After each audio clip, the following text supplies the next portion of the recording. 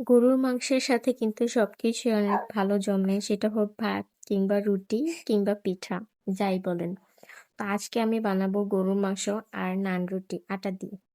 তো hello everyone, আসসালামু আলাইকুম। সবাই কেমন আছেন? আশা করি ভালো আছেন। আল্লাহর রহমতে আমিও ভালো আছি, সুস্থ আছি। আর ভিডিওটা কি কোথায় থেকে দেখতেছেন অবশ্যই কমেন্ট করে জানাবেন। আর ভিডিওটা ফেসবুক পেজ থেকে দেখলে অবশ্যই ফলো করে দিবেন। আর ইউটিউব চ্যানেল থেকে দেখলে অবশ্যই সাবস্ক্রাইব করে দিবেন। তো চলুন রেসিপিতে। তো এখানে আগে থেকে গরুর মাংসটা ভালো করে কেটে ছোট করে ধুয়ে রেখে দিছে। সাথে বড় সাইজের 4টা আলু আর পেঁয়াজ কুচি করে নিছে।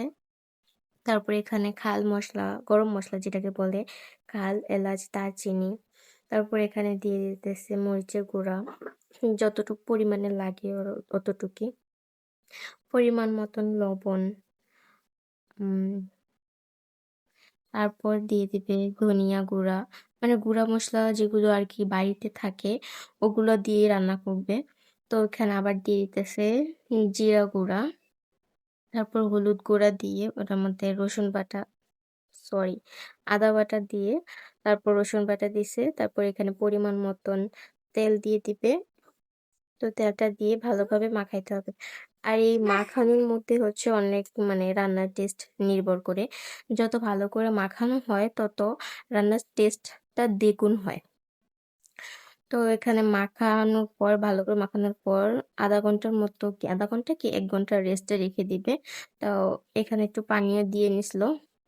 তারপরে এটা চুলার মধ্যে বসায় দিবে। আর আমি ওইদিকে রুটি বানানোর জন্য প্রসেসে চলে যাব। তো কিভাবে বসাইছে ওইটার টিপ নেই নাই। কার গরুর মাংস অনেক পছন্দ অবশ্যই বলে যাবা। গরুর মাংস যেভাবে রান্না করা হোক না কেন। তো আমি এদিকে আটাটা ভালো করে মেখে নিতেছি।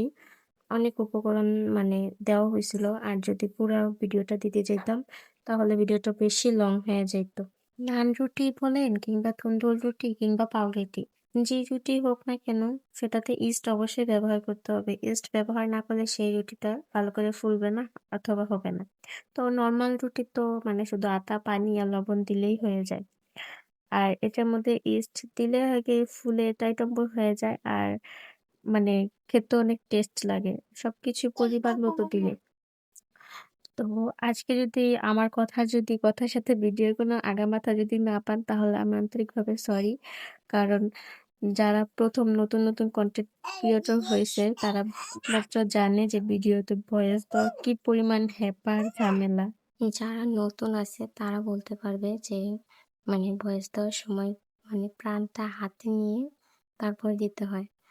তো আপনাদের সাথে বকবক করতে আমার মানে রান্না শেষ হয়ে গেছে।